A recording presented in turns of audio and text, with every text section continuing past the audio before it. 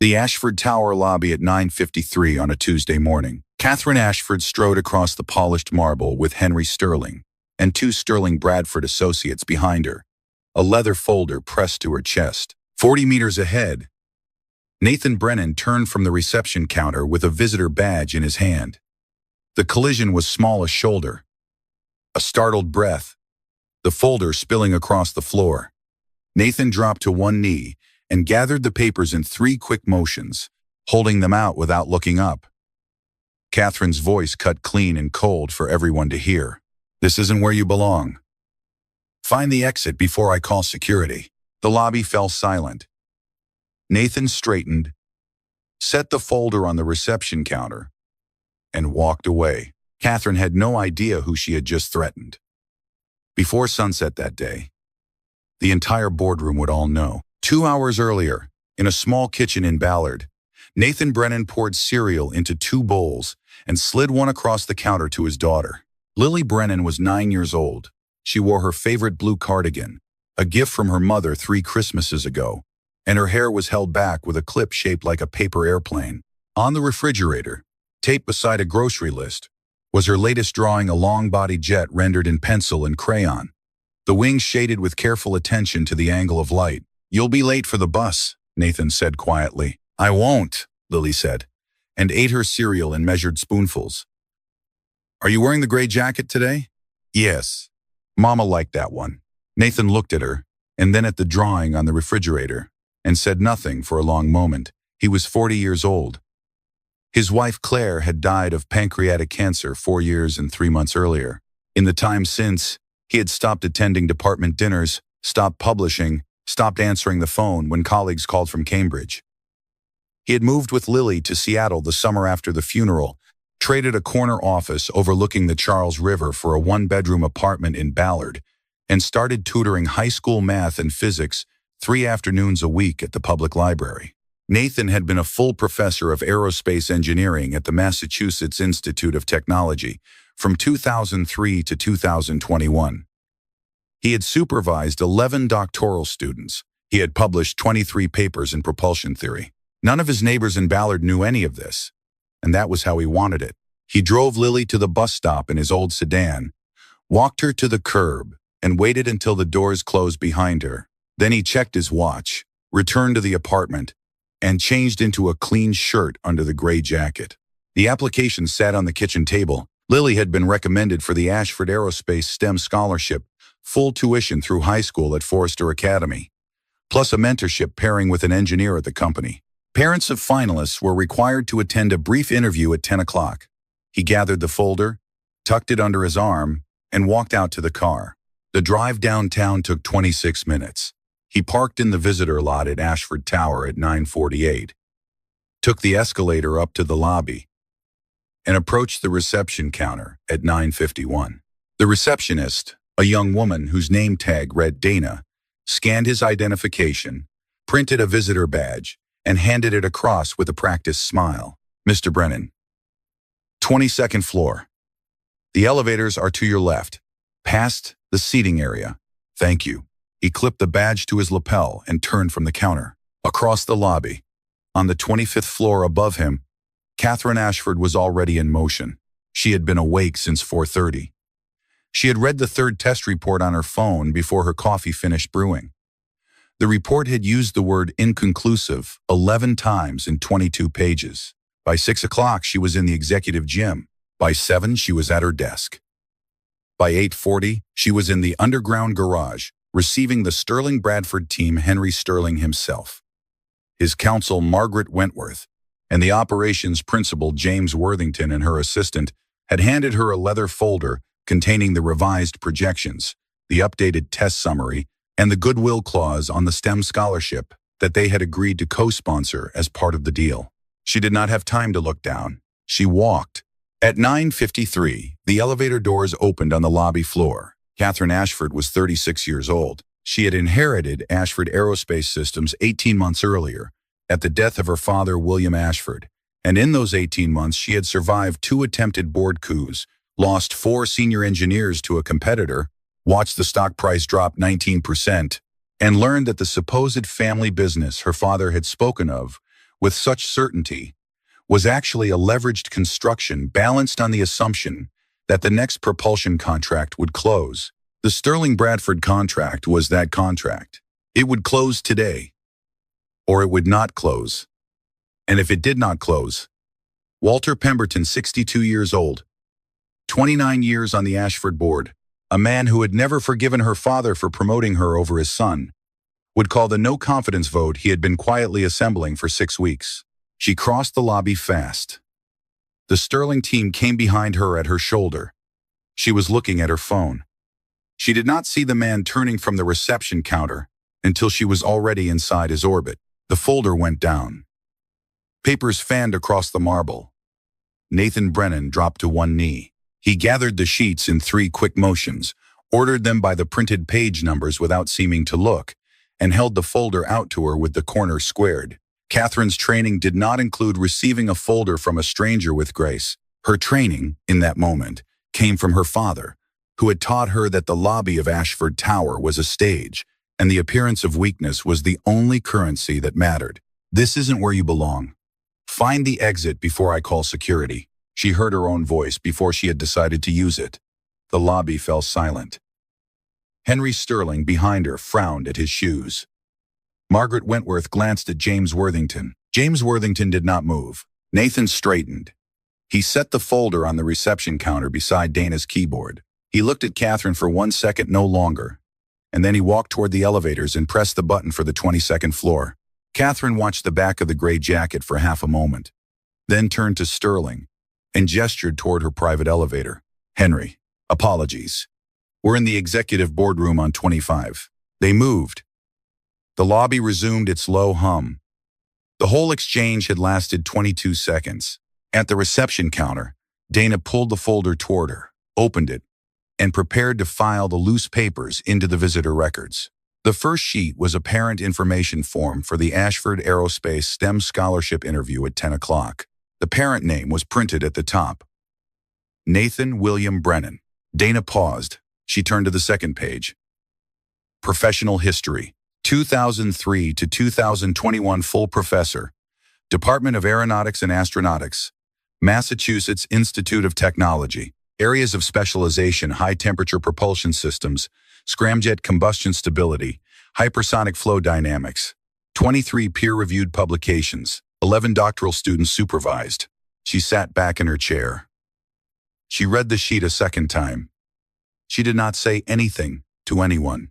She slid the folder into the secure drawer beneath her desk, locked it, and made a note in her morning log to flag it for the scholarship coordinator after lunch. On the 22nd floor, the elevator doors opened, and Nathan Brennan stepped out toward the interview room. The 10 o'clock interview lasted 40 minutes.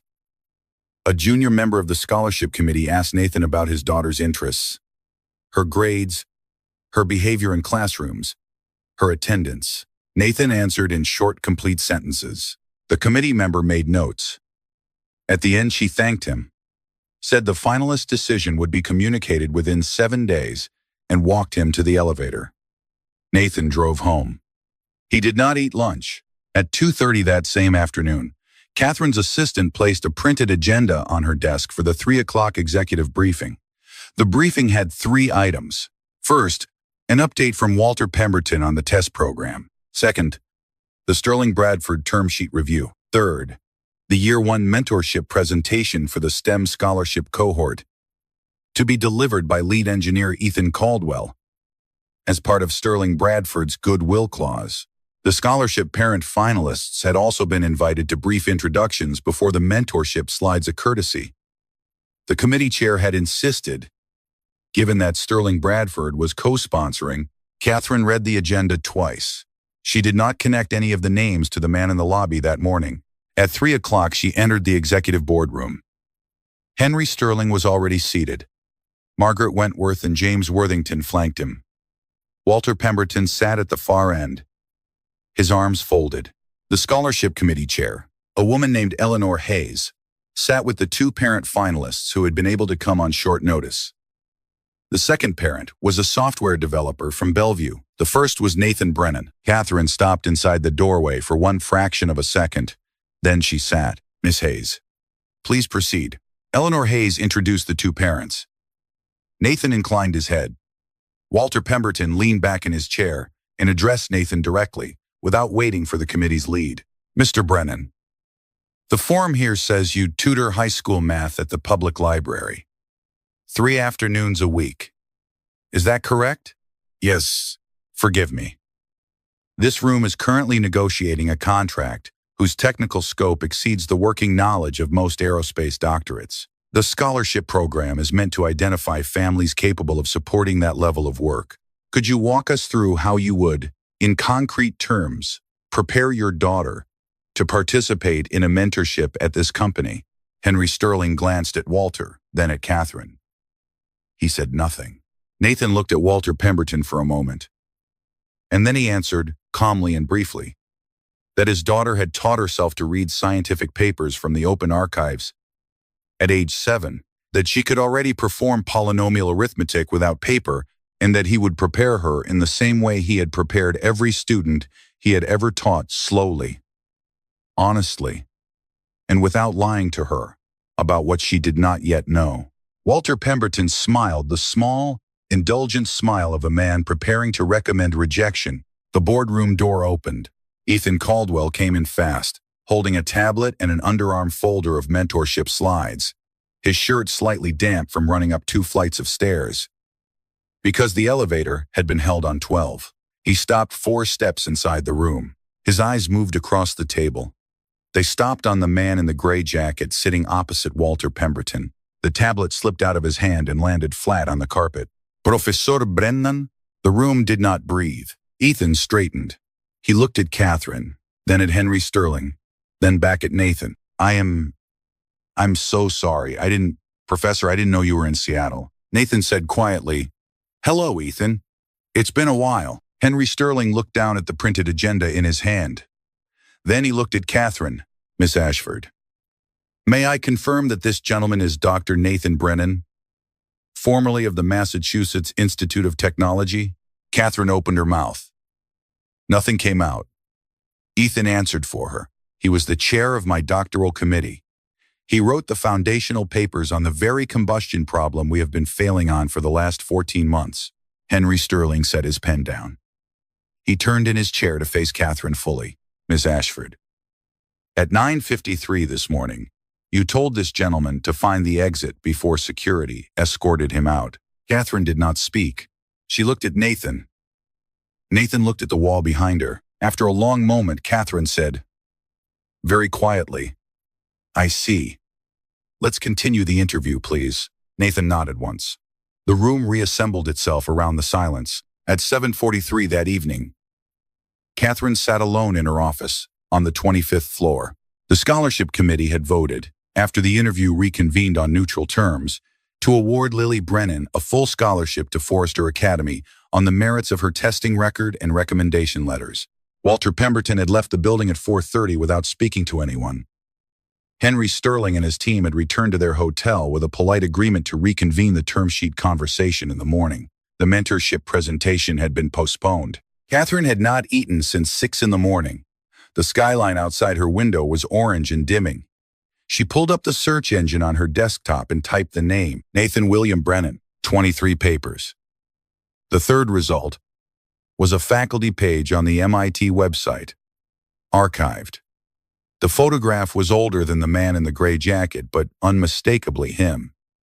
Areas of research, the same words Ethan had used 6 months earlier in an internal memo.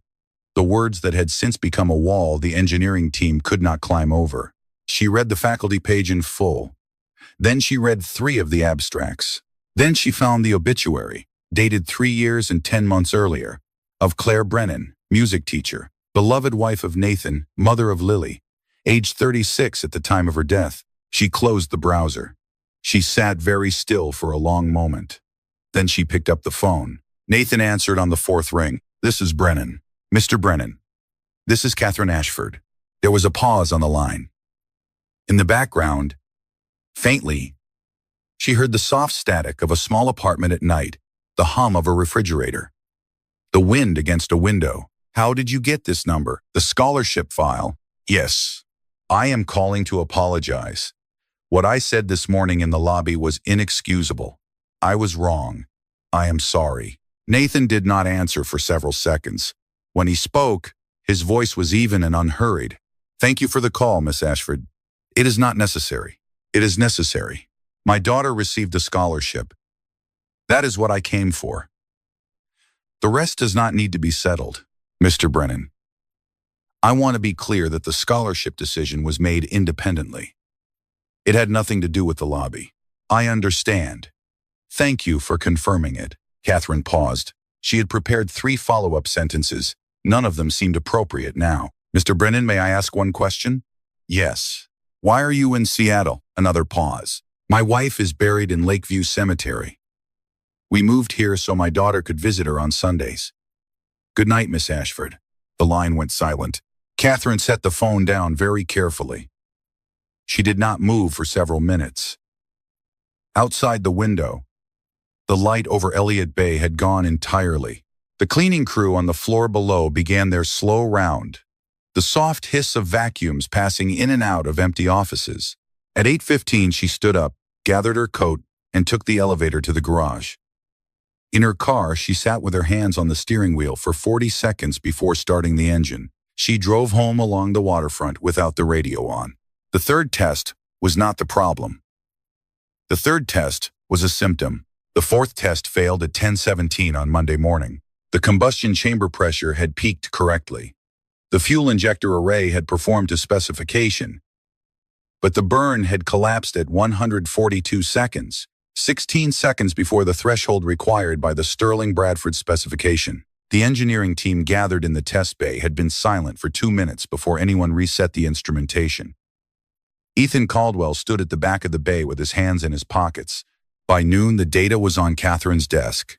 By 12:30, Walter Pemberton had requested an emergency board meeting for Friday afternoon. By 1 o'clock, 3 independent sources had confirmed to Catherine that Walter had the votes.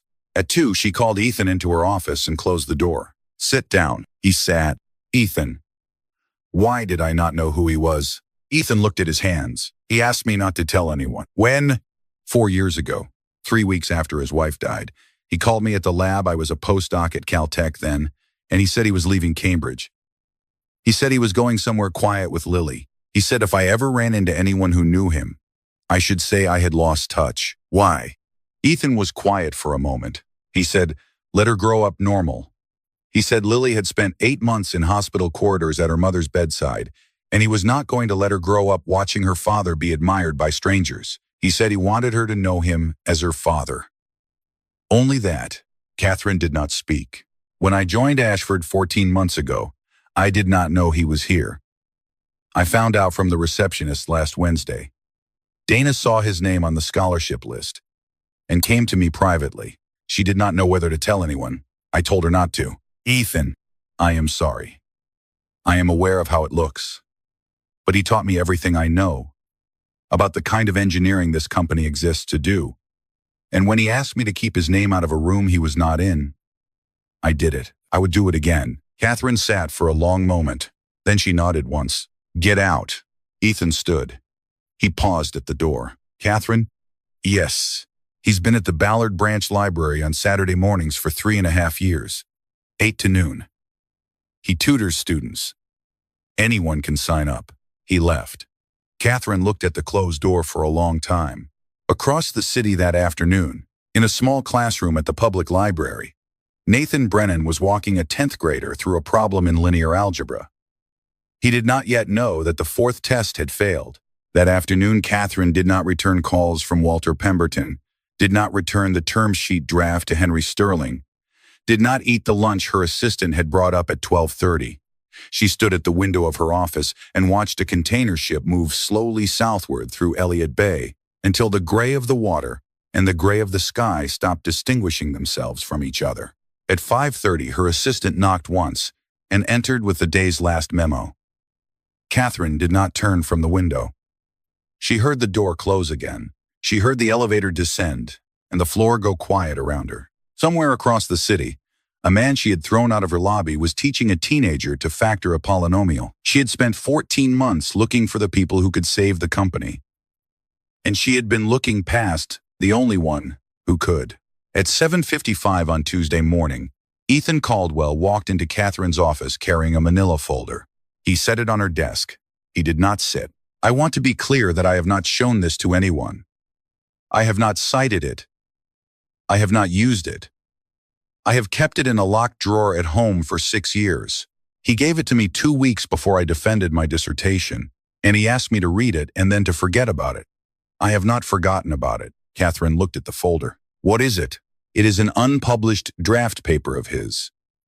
Combustion stability under variable injector geometry. It is, in my opinion, the most important piece of propulsion theory written in this country in the last 15 years. He never submitted it. He told me he had stopped publishing the year his wife was diagnosed. I am giving it to you because we have spent 14 months walking around a wall that he wrote the door for. And you should see it. Catherine opened the folder slowly. The cover page was a draft manuscript dated November 2015. The title was unassuming. Below the title was a handwritten note in blue pen. For Ethan. Not for circulation. N.B. She read the abstract. Then she read the first section. Then she read the third section where Nathan had derived, in 7 equations, a closed-form prediction for the exact failure mode the fourth test had exhibited 18 hours earlier. She closed the folder. Have we been making this mistake the entire time? Yes. For how long? From the original specification. The injector array geometry we were given by Sterling Bradford was not wrong. But the operating envelope was incomplete. The paper predicts collapse at exactly the regime we are operating in. We have been trying to bandage it. He would have asked us in the first meeting to redesign the regime. Catherine sat very still. Why did he stop publishing? His wife was diagnosed in May 2015. He told me in November he had finished the draft on the kitchen table while she slept on the couch. He said he could not stand to send a paper to a journal that would take 8 months to peer review when his wife had 8 months to live. He never sent it. After she died, he did not write again. Catherine looked at the handwritten note on the cover page. He gave it to you. He said someone might need it someday. There was a long silence. The skyline outside the window was beginning to gray with morning rain. Catherine said, Ethan, if we go to him, what would he want? Ethan considered. He would want his daughter not to know. Anything else? He would want me to lead the technical conversation. He would not want to sit at a table and be deferred to by people who threw him out of a lobby 6 days ago. He would want to be a quiet consultant. He would want me to bring him questions and bring back answers. All right, Catherine. Yes. If you go to him, go on Saturday at the library. Go alone. Do not bring an assistant. Do not bring a folder. Ask him properly. Catherine nodded. Ethan, thank you. He picked up the manila folder, set it back on her desk gently, and left her office. Across town that morning, the lights in the Ballard Library tutoring section had just come on. Nathan Brennan was unpacking a folder of worksheets at his usual desk. He did not yet know that on Saturday, at 5 minutes before 10 o'clock, Catherine Ashford would be waiting in her car at the corner. The Ballard Branch Library opened at 10 o'clock on Saturday morning. Catherine arrived at 9:55 and waited in her car at the corner until the doors were unlocked. She wore jeans, a navy sweater, and no jewelry. She had left her phone in the glove compartment. Inside, the library smelled of paper and rain. The children's section ran along the eastern wall in light wood and primary colors. At a low round table near the windows, a small girl in a blue cardigan sat reading a book about the history of flight. Her hair was held back with a paper airplane clip. At a study desk in the corner of the adult section, Nathan Brennan sat across from a teenage boy and worked through a calculus problem with a pencil. He wrote one line, paused, turned the page back to the student, and waited. The student frowned, then nodded, then took the pencil himself. Catherine waited by a shelf of biographies and pretended to read the spine of a book she did not see. The lesson ended at 10:30. The boy thanked Nathan, packed up his bag, and left. Nathan straightened the pencil in its case and looked up. Catherine walked over. Mr. Brennan, may I sit? He looked at her for a long moment. Then he gestured to the chair the student had just vacated. She sat. I am not here to apologize again. I have done that, and you have accepted it as much as you intend to. I am here to ask for your help. With what? Combustion stability. Variable injector geometry. The fourth test failed at 142 seconds last Monday. Ethan Caldwell showed me the paper you wrote in 2015. We cannot solve this problem without you. The Sterling Bradford contract closes or it does not close, and if it does not close, the company will not survive the year. I am asking you to consult. Nathan did not answer for a moment. 2 conditions. Yes, Ethan leads. I do not sit at meetings. I do not stand in test bays. I send notes through Ethan, and Ethan sends questions to me. If you need me in person, we meet here on Saturdays, and you bring no one. Yes. Second, my daughter does not learn who I was. Not from you, not from your staff, not from a magazine that gets hold of this story in 3 years. If she learns it from me when I decide to tell her. If I see any sign that you have not protected this, I stop. Yes, then I will help. Send Ethan to me Monday morning. 8 o'clock. Here. I will start that afternoon. Catherine nodded. Mr. Brennan, thank you. You are paying my hourly rate. It is $180. Send the invoice through the library's tutoring account. Make it a research grant. My daughter does not need to know the difference. Yes. There was a small movement at the edge of the table. Lily Brennan had come up quietly with her book under one arm. She looked at Catherine. Daddy, who is that lady? Nathan turned. His face changed. He smiled at her a small smile, but a real one, and reached out and adjusted the paper airplane clip in her hair. This is Miss Ashford. She works downtown. She wanted to ask me about a math question. Lily considered Catherine with the grave seriousness of a 9-year-old. Is it a hard one? Catherine met her eyes. Yes, it is a very hard one. Lily nodded as if she had expected this, climbed onto the chair beside her father, and opened her book to the page she had marked. Catherine left the library at 10:56. On Monday morning, Ethan Caldwell drove to the Ballard Library at 7:45 with 3 test reports and a list of 41 questions. He returned to Ashford Tower at noon with 12 pages of handwritten notes in Nathan's small, careful script. By Tuesday afternoon, the engineering team had reconfigured the injector array geometry to a regime 4 steps removed from the original Sterling Bradford specification. By Wednesday, they had a new operating envelope. By Thursday morning, Ethan had carried 2 more pages of notes back from the library, and the team had run a cold flow simulation that, for the first time in 14 months, predicted a stable burn through the full 180 seconds. On Thursday afternoon, Catherine called Henry Sterling. Henry, we want to run the 5th test on Saturday morning. I would like you to be there. There was a long pause on the line. Catherine, is this on Brennan's advice? Yes. Then we will be there. The 5th test was scheduled for 10 o'clock Saturday morning. Nathan was not present. Catherine, Ethan, Henry Sterling, Margaret Wentworth, James Worthington, and the engineering lead team gathered in the observation bay at the test facility in Renton. Walter Pemberton was not invited. The countdown ran. The ignition fired at 0. The combustion chamber pressure climbed to the predicted curve at 7 seconds, held flat for the prescribed window, and at 142 seconds, the point of the previous collapse, the burn did not collapse. The instrumentation continued to record. At 160 seconds, Henry Sterling stood up. At 170 seconds, Margaret Wentworth set down her coffee. At 180 seconds, the burn completed on schedule, and the system shut down clean. The observation bay was silent for the space of 2 breaths. Then Henry Sterling turned to Catherine. We will sign on Monday. The board meeting convened at 3 o'clock Monday afternoon. Walter Pemberton tabled the no-confidence motion. The vote was 8-2 against. He gathered his papers, said nothing, and walked out of the boardroom. He did not return.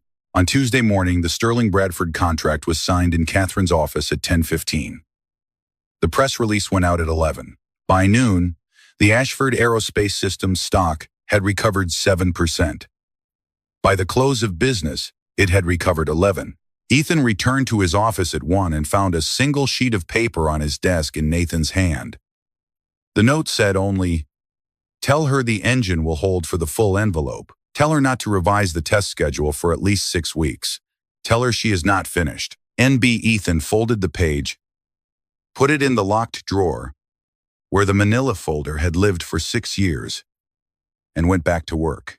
At 6 o'clock that evening, Catherine drove to the Ballard Library. Nathan was at his usual desk, working with a high school student on a physics problem. Catherine waited by the window. When the student left, she walked over. It's signed. I heard. The first invoice will be in the mail tomorrow. Routed through the tutoring account. As agreed. Thank you, Mr. Brennan. The scholarship ceremony is on Saturday. Your daughter will be receiving her award publicly. There will be press. Nathan looked at her. My daughter has been waiting for this Saturday for 11 days. She has selected the dress and instructed me on the shoes. If you are asking whether I will be there, yes. If you are asking whether I want any part of the ceremony to be about me, no. Treat me as another parent. Catherine nodded. Yes. She left. The Ashford Aerospace STEM Scholarship Ceremony was held in the rooftop garden of the Ashford Tower on the following Saturday at 4 o'clock in the afternoon. The light was clear and cold. Mount Rainier stood at the south edge of the sky, white and absolute, the way it does on the 2 or 3 afternoons a year, when the air over Puget Sound is clean enough to permit it. 12 scholarship recipients filed onto the small platform beneath a row of polished aluminum letters that spelled the program name. Lily Brennan was the third to be called. She wore a navy blue dress with a small white collar and the paper airplane clip in her hair. She walked across the platform with the slow, careful steps of a 9-year-old who has been instructed by her father not to run, and she accepted the framed certificate from Catherine Ashford with both hands. Catherine knelt slightly to meet her eye. Congratulations, Lily. Thank you, Miss Ashford. Your father told me you like airplanes. I like the part where they leave the ground. Catherine smiled. It was the first time in 14 months that anyone in the company had seen her smile in public. That is the best part. Lily nodded with that same 9-year-old gravity and returned to her seat in the front row beside her father. Nathan met her with a hand on her shoulder and a small, private nod that meant well done. Lily settled the certificate on her lap and rested her hands on it, as if it might fly. After the ceremony, the parents and recipients gathered for refreshments at the north end of the rooftop. Catherine spoke briefly with Henry Sterling, who had flown in for the ceremony, and then she excused herself and walked to the south parapet, where Mount Rainier filled the horizon. Nathan was already there. They stood beside each other in silence for the length of a minute. It is a good view, Catherine said. It is. My father used to bring me up here on Saturdays when I was small. He would buy a cup of coffee from the lobby, and we would stand here, and he would tell me which mountain that was. Nathan said nothing. I have been wanting to say something to you for 2 weeks. I did not know how to say it. I will say it badly. She paused. He waited. Thank you for all of it. Nathan looked at her. Then he looked back at the mountain. Thank you for asking properly the second time. They stood there a while longer. Down on the platform behind them, Lily Brennan was showing her framed certificate to a girl her own age, who had also won the scholarship, and the two of them were laughing about something, a small private joke that neither of the adults at the parapet was meant to hear. Catherine said very quietly, She is a remarkable child. Yes, you did well. Nathan said nothing for a moment. Then he said, Claire did most of it. I have tried to finish what she started. The wind moved across the rooftop. Mount Rainier did not change. After a while, they both walked back toward the platform, separately and a few minutes apart. 6 weeks passed. Nathan continued his Wednesday consulting at the Ballard Library, 1 hour with Ethan each week, at the rate of $180 billed through the tutoring account. Catherine did not attend these meetings. She read the notes Ethan brought back, asked the follow-up questions in writing, and routed the answers through Ethan in turn. The arrangement was clean. The Sterling Bradford program advanced. 2 additional contracts began their first round of preliminary review. In late November, the rain came in earnest. On a Wednesday evening, Nathan walked out of the library at 6 o'clock and found Catherine waiting under the awning by the front entrance with the collar of her coat turned up against the wind. Mr. Brennan. I will not keep you. There is a gala on the 18th of December at the Olympic Hotel. The Aerospace Foundation hosts it every year. Henry Sterling has personally requested that you attend as a guest of the company. I told him I would ask. If the answer is no, the answer is no. Nathan considered the question. My daughter, she is invited. There will be other children there. There will be a separate program room with a film and supervised activities. She would not be expected to stay in the ballroom. Nathan was quiet. I will think about it. I will tell you by Friday. Thank you. She turned to go. Miss Ashford. Yes. It is a long way from a lobby in October. She smiled, small and quick, and walked to her car. That night at dinner, Lily Brennan put her fork down halfway through a serving of pasta and looked at her father across the kitchen table. Daddy. Yes. Do you like Miss Ashford? Nathan set his own fork down. He looked at his daughter for a long moment. I respect her, sweetheart. Lily considered this with the same 9-year-old seriousness she had brought to the certificate on the rooftop. That is how Mama said you started liking her too. Nathan did not answer for a moment. Then he reached across the table and adjusted the paper airplane clip in his daughter's hair. Eat your dinner. Okay. On the 18th of December, the Olympic Hotel ballroom held 340 guests in formal attire under the slow rotation of a chandelier the size of a small car. Nathan wore a charcoal suit Claire had picked out for him 8 years earlier. Lily wore a green dress and her paper airplane clip, and was, by 8:30, asleep on a small couch in the supervised program room down the hall. Catherine wore black. She crossed the ballroom toward the south windows at 9:20, after the speeches were over and the orchestra had begun. And she found Nathan standing alone with a glass of water at the window, watching the lights along the waterfront. They did not speak for a long moment. It is a good view, she said. It is. The orchestra moved into a slower piece. Behind them, the room was warm with conversation. Outside, a ferry crossed the dark water toward Bainbridge Island, its lights small and steady. Neither of them had been looking. Neither of them had needed to.